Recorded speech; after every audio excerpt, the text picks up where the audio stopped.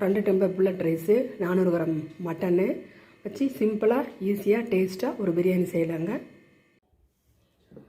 பிரியாணிக்கு இஞ்சி பூண்டு இடித்து போட்டு செஞ்சால் அது ஒரு டேஸ்ட்டாக இருக்குங்க. அந்த இஞ்சி பூண்டு தேவையான இஞ்சி பூண்டு இடிச்சிக்கும். 2 டம்ளர் அரிசி ஊற வச்சுருக்கிறேன் நான். அதுக்கு தகுந்த மாதிரி கொஞ்சம் தேங்காய் மிக்சியில் போட்டு ஆட்டி தேங்காய் பால் எடுத்து வச்சுக்கலாம். 6 பச்சை மிளகா, 4 தக்காளி இது நைஸாக ஆட்டிக்கலாம்.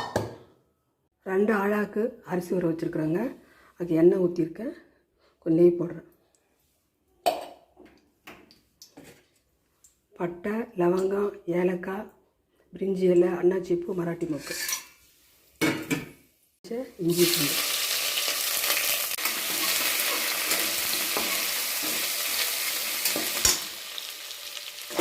ரெண்டு வெங்காயம்,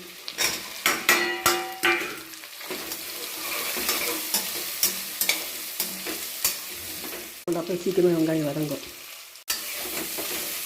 வெங்காயம் பச்சை வாசனை போகிற அளவுக்கு நல்லா வதக்கிடணும்.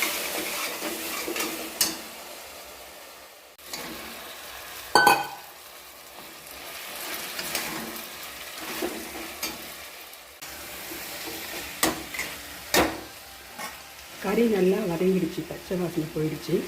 1 டம்ளர் தண்ணி ஊற்றி ஒரு 2 விசில் விட்டு வேக வச்சுக்கலாம்.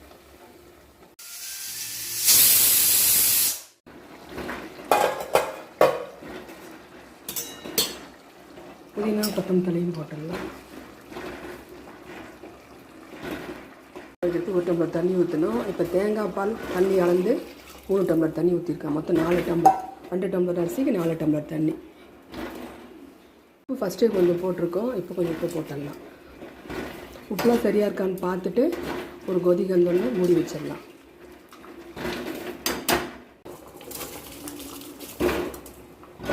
அரிசி போட்டுடலாங்க. இப்போ ஒரு முறை உப்பு கரெக்டாக இருக்கான்னு செக் பண்ணி பார்த்துட்டு குக்கர் போட்டு மூடி ஒரு விசில் விட்டு அப்புறம் 5 நிமிஷம் சிம்மில் வைக்கணும். சூப்பராக பிரியாணி ரெடி ஆகிடுச்சிங்க. 400 கிராம் மட்டனு, 2 டம்ளர் அரிசி, சிம்பிளாக செஞ்சிடலாம். நீங்களே செஞ்சு பாருங்கள், இதே போல் டேஸ்ட்டாக இருக்கும், நல்லாயிருக்கும். ஓப்பன் பண்ணிவிட்டு நெய் சும்மா 1 ஸ்பூன் ஊற்றுங்க, கலக்கிடுங்க, அவ்வளோதான்.